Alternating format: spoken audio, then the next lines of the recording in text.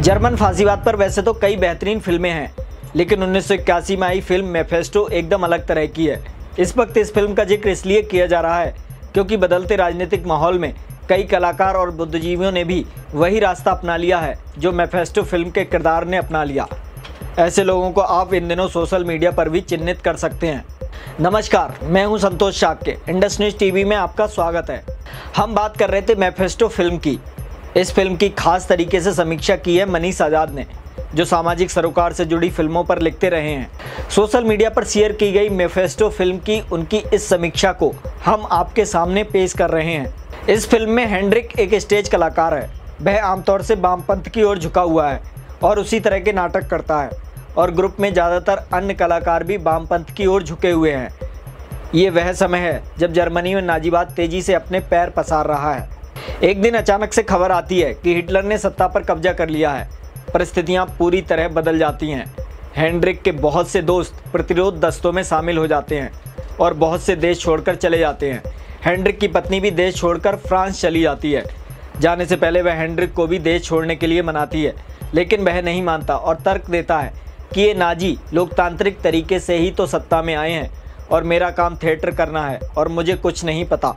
जब उसके दोस्त उसे प्रतिरोध दस्ते में शामिल होने के लिए कहते हैं तो वह कहता है कि मुझे रिजर्व में रख लो, अभी तत्काल मैं शामिल नहीं हो सकता।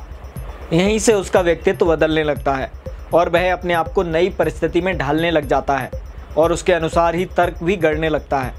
आगे बढ़ने से पहले ये जान लेते हैं कि फिल्म का नाम मेफेस्टो का क्या मतलब है।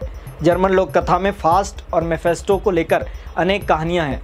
फास्ट एक कलाकार बुद्धिजीवी है, मेफेस्टो एक दानव है।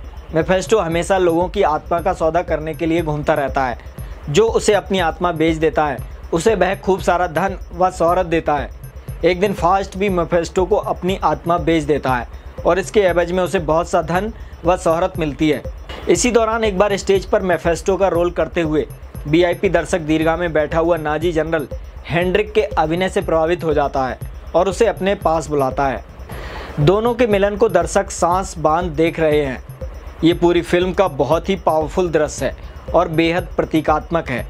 मानो यहीं पर फास्ट यानी हेंड्रिक अपनी आत्मा का सौदा मेफेस्टो यानी नाजी जनरल के साथ करता है, और इसके बाद शुरू होती है आत्मा विहीन खोखले हेंड्रिक की शोहरत की यात्रा, और जल्द ही उसे संस्कृति का पूरा जिम्मा दे दिया जाता है। इसके बाद हेंड्रिक सांस्कृतिक मंत्रालय की तरफ से फ्रांस जाता है। वहाँ वह अपनी पूर्व पत्नी से मिलता है। वह आश्चर्य करती है कि वह ऐसे माहौल में बर्लिन में कैसे रह पा रहा है। हेंड्रिक कहता है कि मैं थिएटर में रहता हूँ। तो उसकी पूर्व पत्नी बोलती है कि आखिर थिएटर बर्लिन में ही तो है। ये बहस इस सर्वकालिक बहस की ओर संकेत करती है कि कला निरपेक्ष होती है या समाज सापेक्ष। इससे पहले भी जब उसकी पत्नी उससे स्टैंड लेने को कहती है तो वह बोलता है कि मेरा स्टैंड शेक्सपियर है। उस समय वह शेक्सपियर का नाटक हैमलेट करने जाने वाला था। उसकी पत्नी गुस्से से बोलती है कि तुम शेक्सपियर के पीछे छुप नहीं सकते।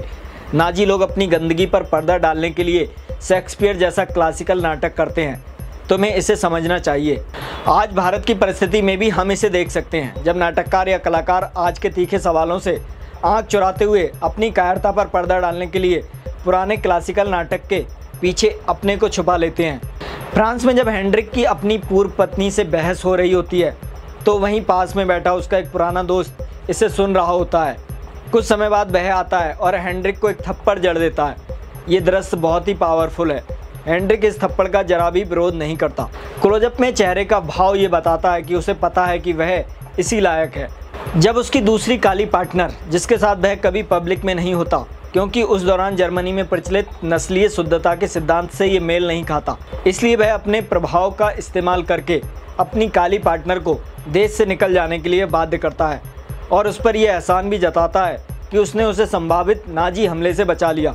अकेले में उसे उसके समझौते या कहें कि उसकी मक्कारी के लिए धिक्कारती है तो वह कोई प्रतिरोध नहीं करता, बल्कि तुरंत आईने में देखता है कि क्या वह सचमुच कमीना है। नाजी जनरल की चापलूसी करते हुए वह यहाँ तक चला जाता है कि एक प्रोग्राम में वह कहता है, संरक्षण के बिना कला टूटे पंखों वाली चिड़िया की तरह होती है।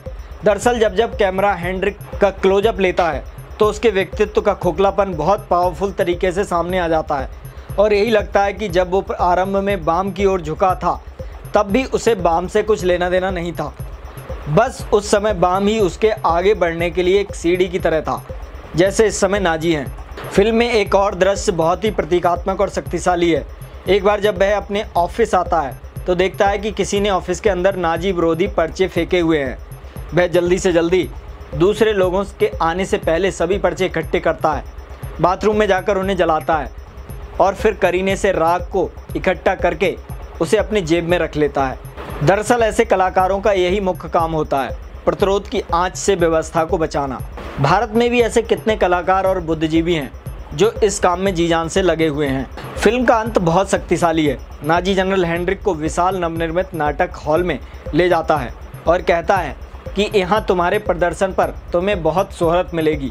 उसे ज़बरदस्ती हॉल के बीच में जाने को कहा जाता है और उस पर चारों तरफ से लाइट डाली जाती है। इस तेज लाइट से बचने के लिए वह अपना चेहरा छुपाने का असफल प्रयास करता है और अपने से कहता है कि ये लोग मुझसे चाहते क्या हैं, आखिर मैं एक कलाकार ही तो हूँ। यहीं पर फ्रीज फ्रेम के साथ फिल्म समाप्त हो जाती है। इस पूरी फिल्म को यदि हम आज के अपने देश के हालात में और उसमें कलाकारों और ऐसे बुद्धिजीवियों की भूमिका के संदर्भ में अनुदित करें तो हमें गजब का साम्य नज़र आएगा। आपको भारत के फास्ट, हेनरिक जैसे कलाकार और मेफेस्टो, फांसीवादी यानी सरकारी तंत्र के बीच की जुगलबंदी को पहचानने में ज़्यादा वर्जिश नहीं करनी पड़ेगी। दर्शकों को बता दें कि मेफेस्टो फिल्म को 1981 में विदेशी भाषा की कैटेगरी में बेस्ट फिल्म का ऑस्कर अवार्ड भी मिला।